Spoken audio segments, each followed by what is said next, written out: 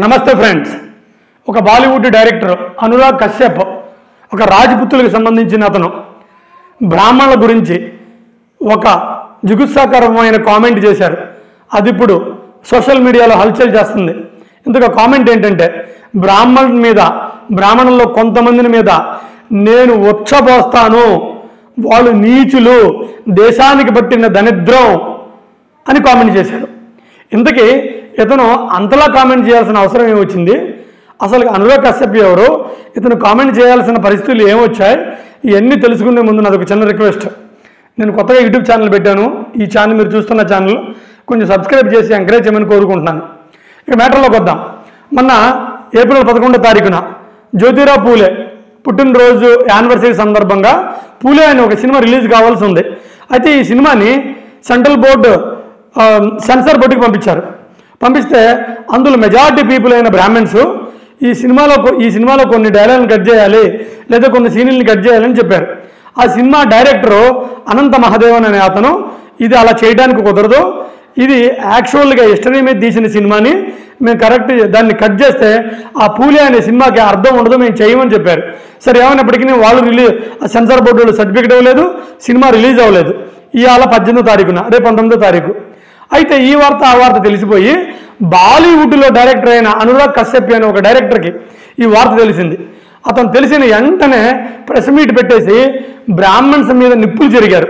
అవి ఏంటంటే, అతను ఇలా మాట్లాడారు. అసలుకి సెంట్రల్ సెన్సార్ బోర్డులో బ్రాహ్మణ్స్ మొత్తం ఉన్నారు. వాళ్ళకి అనుకూలమైన చావా సినిమాని మాత్రం, చరిత్రకి వ్యతిరేకమైన దాన్ని మాత్రం ఒప్పుకున్నారు. అది హిందువులకి ముస్లింల మధ్య గొడవలకు కూడా దారితీసింది. కానీ మేము పచ్చి చరిత్రని అనంత మహాదేవన్ అనే గారు సినిమా తీస్తుంటే దాన్ని మాత్రం ఈ బ్రాహ్మణ్స్ వ్యతిరేకిస్తున్నారు. ఎందుకు వ్యతిరేకిస్తున్నారంటే, ఈ బ్రాహ్మణ్స్ పచ్చి విలన్లు, వీళ్ళు దేశద్రోహులు, 3000 సంవత్సరాల నుంచి దేశానికి పట్టిన దరిద్రం వీళ్ళు అని అతను కామెంట్ చేశారు. ఇంకో మాట కూడా అన్నారు, ఈ దేశంలో దేవుళ్ళందరూ ఒకటే అయితే దేవుళ్ళంతా ఒకటే, మనుషులందరూ ఒకటే అని వీళ్ళు గుళ్ళో మాత్రం నీతి సూత్రాలు చెబుతారు. అలాంటప్పుడు మరి ఈ కులాలు ఎక్కడి నుంచి వచ్చాయి, ఇన్ని మతాలు ఎక్కడి నుంచి వచ్చాయి, ఇన్ని గొడవలు ఎక్కడి నుంచి వచ్చాయి? మీరు మతాన్ని రాజకీయ పార్టీగా మార్చేశారు. అని మీ దృష్టిలో మతం అంటే మీరు భోజనం చేయడానికి, మీరు మొక్కడానికి, బొక్కడానికి మీకు ఉపయోగపడే ఒక సంస్థ తప్ప ఇందులో దైవత్వం మీరు ఎక్కడా చూడలేదు. కామన్ ప్రజలు మాత్రమే దైవత్వాన్ని చూస్తున్నారు, బ్రాహ్మణ్స్ మీరు చూడలేదు అని ఘాటుగా విమర్శించారు. ఇంకా అతను 3000 సంవత్సరాల నుంచి భారతదేశం సర్వనాశనం అవడానికి కారణం, ఇంకా తగబడిపోవడానికి కారణం బ్రాహ్మణ్స్లోని కొంతమందే. వీళ్ళు మతాన్ని రెచ్చగొట్టి వాళ్ళు పబ్బం గడుపుకుంటున్నారు, వీళ్ళ మీద నేను వచ్చబోస్తాను, అప్పుడు కానీ ఈ ఎదవలకు సిగ్గురాదు అని ఘాటుగా విమర్శించాడు. అయితే ఈ విమర్శలే ఇప్పుడు సోషల్ మీడియాలో వైరల్గా మారాయి. పైగా అతను అరెస్ట్ చేసే స్థాయికి కూడా వెళ్ళిపోయింది.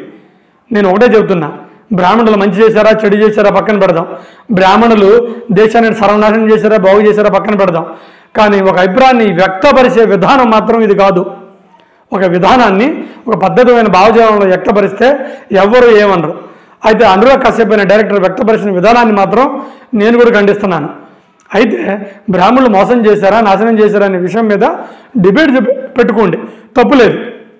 కానీ ఇంత తీవ్రమైన పదజాలం వాడటం మాత్రం నాకు కూడా తప్పనిపించింది. అయితే ఇంకొక విన్నపం నాది, జ్యోతిరావు పూలే మీద తీసిన పూలే అనే సినిమా దీన్ని ఆపడం మాత్రం మహాఘోరం. ఎందుకంటే అతను బ్రాహ్మణ్స్ తప్ప మిగిలిన అందరికీ ఎడ్యుకేషన్ రావడానికి తోడ్పడిన మొట్టమొదటి మహనీయుడు అతను. ఈ రోజున మనందరం చదువుకుంటున్నామంటే ఓసీ అవని, బీసీ అవని, ఎస్సీ అవని, ఎస్టీ అవని, ముస్లింలు అవని, అతని భార్య సావిత్రిబాయి పూలే వాళ్ళు పడిన కష్టం, వాళ్ళు పోరాడిన విధానం, వాటి వల్లనే మనందరం ఇవాళ చదువుకుంటున్నాం. అలాంటి వ్యక్తుల సినిమాకి సెన్సార్ బోర్డు అడ్డు చెప్పడం మాత్రం నాకు కూడా కించంత బాధగానే ఉంది. ఏమైనప్పటికీ ఆ సినిమా అడ్డంకులు తొలగించుకొని త్వరలో రిలీజ్ కావాలని కోరుకుంటూ సెలవు తీసుకుంటున్నాను.